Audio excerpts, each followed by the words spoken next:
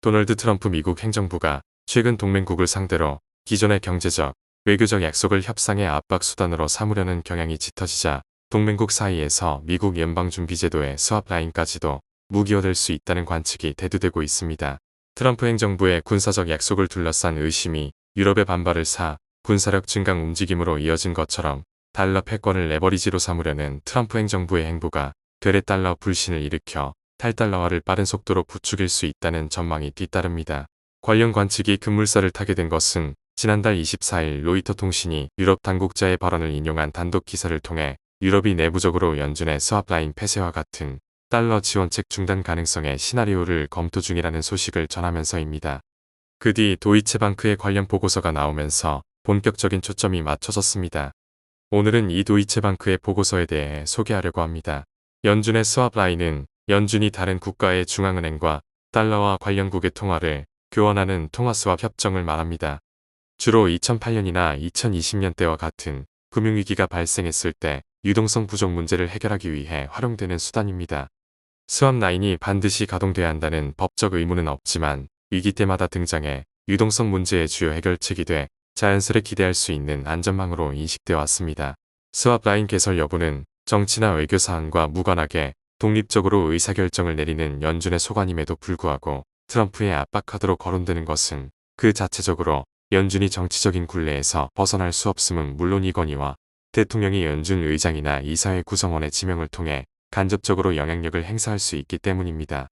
현재 제롬 파월 연준 의장의 임기는 내년 5월 끝납니다. 위기 시 특정국에 대한 스왑 라인 중단 선언은 관련국의 디폴트는 물론 연쇄적으로 세계 금융시장의 파멸의 효과를 가져올 수 있습니다. 관련국이 달러를 공급받지 못한다는 게 목격된다면 자금 이탈 현상과 달러 채무 상환 불능의 두려움이 촉발될 것이고 이 두려움은 관련국과 경제적으로 연계된 국가들에 전이될 것이기 때문입니다. 이런 까닭의 스왑 라인은 연준의 핵 버튼이라고 불립니다. 위기 발생 시 첫 번째로 목격되는 현상은 달러 경색입니다. 달러 경색 현상은 시장 참여자들의 극단적인 리스크 회피 성향에서 비롯됩니다. 평상시에는 아무렇지 않게 달러를 빌려주던 금융기관들이 위기 시에는 어떤 조건에도 달러를 내어주지 않으려는 본능적인 방어 본능을 보입니다. 관련 현상은 거래 상대방의 신용도에 대한 불신에 의해 더욱 악화됩니다. 세계 달러 공급 채널인 민간 외환 스왑 시장이 기능부전 상태에 빠집니다. 우리가 흔히 아는 달러 유동성은 일반적인 인식과 다르게 미국의 수입 결제가 아니라 민간 외환 스왑 시장에서 주로 공급됩니다. 민간 외환 스왑 시장은 금융기관끼리 자국 통화에 대해 기간, 즉 만기를 정해놓고 각국 금리 사정 등을 고려해 교환한 뒤 되돌려주는 계약입니다. 비미국 금융기관 입장에서는 자국 통화를 담보로 달러를 대출받는 채널이 되는 셈입니다. 수입 결제 처리, 달러 부채 차환, 미국의 채권 및 주식 등 자산 구매, 미국 자산 투자 시 환해지 등을 위한 용도로 쓰입니다. 만기가 3개월 미만인 단기 계약이 대부분입니다. 민간 외환 스왑 계약이 달러 유동성의 최대 공급 채널인 이유는 다른 차입 방식과 다르게 위험도가 비교적 떨어지는 형태이기 때문입니다. 신용 위험은 스왑 거래 시작 즉시 원금의 완전한 교환을 포함하기 때문에 크게 감소합니다. 이런 계약 메커니즘상의 편의성 덕분에 민간 외환 스왑 시장은 세계 최대 달러 공급망이 됐습니다. 국제결제은행에 따르면 2022년 외환 스왑과 선물에서의 지급 의무 총액이 92조 달러에 달한다고 추정됐는데 이는 세계 GDP와 동일한 수치입니다. 하지만 이렇게 편의성 높은 민간 외환 스왑 시장은 그 자체로 취약성을 내포합니다.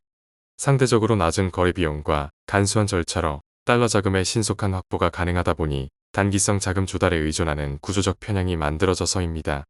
대체로 외환 스왑은 단기로 계약되지만 관련 계약을 통해 조달한 달러로 구매한 미국 국채나 회사채 등 달러와 자산은 훨씬 더 긴 만기를 가집니다. 단기로 외화 부채를 조달해 장기 외화 자산을 보유하는 불균형이 이면에 자리 잡고 있는 것입니다.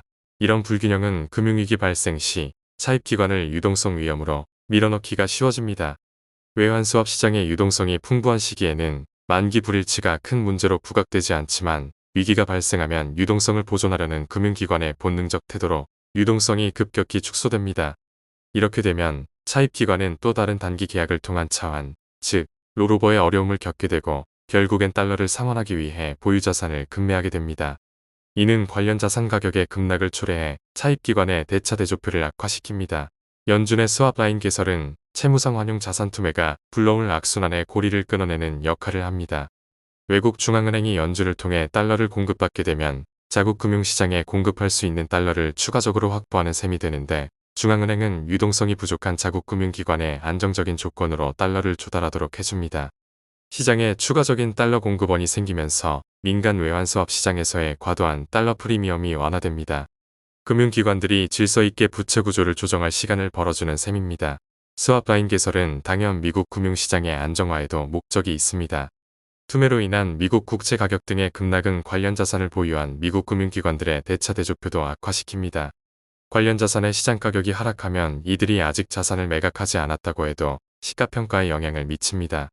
시가평가에 따라 손실이 발생해 자기 자본이 감소하면 관련 금융기관은 자본 확충을 위해 보유자산 매각에 나서야 할지도 모릅니다. 민간 외환 스왑 시장에서의 거래는 최대 90%가 한쪽 거래에서 미국 달러를 포함하고 있고, 상위 25개 은행이 전체 포지션의 80% 초과분을 차지합니다. 대부분 미국 은행입니다. 스왑 라인 중단은 그 자체로 미국에도 엄청난 파급력을 갖기 때문에 연준이 이런 결정을 내릴 가능성은 작은 것으로 판단되지만, 트럼프 대통령이 마쿠에서 영향력을 행사하기 쉬운 연준이라면 협상 지렛대로 동원될 가능성도 배제하지 못합니다. 스왑 라인 가동을 명시적으로 거부하지는 않더라도 조건부 승인 등 절차적 지연 방법을 쓰거나 특정 국가의 스왑에 부과하는 이자율을 큰 폭으로 인상하는 것처럼 문턱을 높일 가능성이 있습니다. 다만 조건을 까다롭게 하는 것이든 선별적으로 중단하는 것이든 스왑 라인을 협상 레버리지로 쓰려는 접근법은 전 세계 국가들의 미국 금융 시스템에 대한 의존도 축소를 가속화할 가능성이 있습니다. 이미 연준의 스왑 라인 배치국에서 배제된 중국과 러시아의 신뢰가 그 가능성을 예증합니다. 중국과 러시아는 외환 보유고에서 달러 대신 금을 비롯한 다른 준비자산을 대폭 늘리거나 서로 통화 스왑을 체결하는 탈달러화 행보를 통해 금융 시스템을 보강해왔습니다.